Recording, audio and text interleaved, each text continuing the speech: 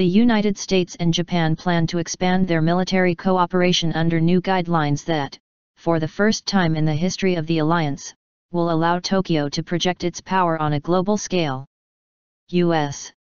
Secretary of State John Kerry and U.S. Defense Secretary Ash Carter met Monday with their Japanese counterparts in New York before announcing the update to the Defense Cooperation Agreement that had last been updated in 1997. Kerry said the new guidelines represent an historic transition in the relationship between the two countries. We mark the establishment of Japan's capacity to defend not just its own territory but also the United States and other partners as needed, he said.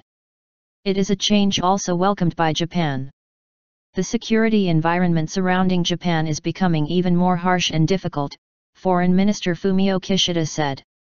We hope to promote a board-based Japan-U.S. security and defense cooperation so the deterrence as well as response capability of the Japan-U.S. alliance will be further strengthened. A joint statement released Monday said the new guidelines will help the U.S.-Japan alliance continue to be a cornerstone for peace and security in the Asia-Pacific region while also serving as a platform for a more stable international security environment. A senior U.S. defense official, speaking in Washington ahead of the issuance of the new guidelines, called the changes a big deal, noting Japan's capabilities have increased significantly over the past 2 decades. This loosens the restrictions on what Japan can do, he said. What it means is that Japan could shoot down missiles heading for U.S. territory even if Japan itself is not under attack. Many details as to how the new guidelines will be put into effect still need to be worked out, but the updated guidelines envision Japan playing a greater role in peacekeeping missions as well as in responses to natural disasters and humanitarian relief operations. Peacekeeping missions. In addition to expanded mutual defense provisions, the updated guidelines envision Japan playing a greater role in peacekeeping missions as well as in responses to natural disasters and humanitarian relief operations. The provisions also call for more cooperation and information sharing in areas like intelligence, surveillance, and reconnaissance, and cyberspace. Exactly where we do those and how we do it will be worked out as we work on the details of implementing the guidelines, the U.S. official said. The agreement also envisions increased cooperation in the development and production of defense technologies, which U.S. officials say they are eager to explore. Analysts say the new guidelines are unlikely to play well with China. It's not going to welcome any changes to doctrine, guidelines that solidify the issue of how the U.S. and Japan's militaries operate together, said IHS Jane's Defense Weekly Asia-Pacific editor James Hardy, noting Beijing has already reacted coolly to Washington pushing for Japan maritime self-defense force operations in the South China Sea. I'd also expect China to play the militarism card, saying that the U.S. is encouraging the latent Japanese empire-building urges of Japanese Prime Minister Shinzo Abe, said Hardy. China's reaction. U.S. officials say the changes to U.S. Japan defense and cooperation under the new guidelines should not come as a surprise to China or other countries in the region as much of the discussion about the goals has been public.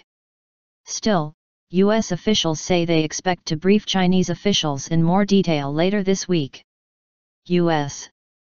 Defense Secretary Ash Carter said the new guidelines are not specifically aimed at China but warned Beijing's actions come with consequences.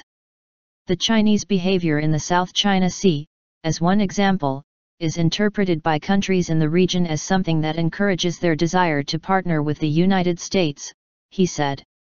The answer for this region isn't for anybody to throw their weight around.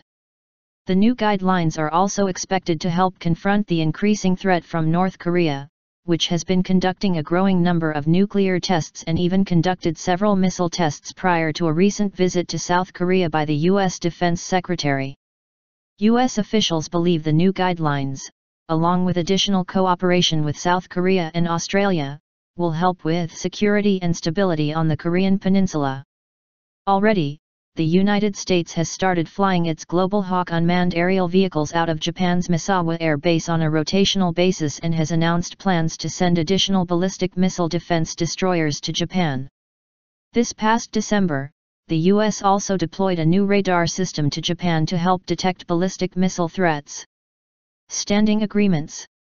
However, U.S. defense officials say, as a result of the new guidelines, they expect the level of U.S. forces in Japan to decrease over time. But they say they will be mitigated by increased abilities for the remaining forces. The guidelines also do not envision any changes to existing agreements between the U.S. and Japan to relocate some U.S. forces from Okinawa to Guam, as well as the construction of a new U.S. military facility at Futenma.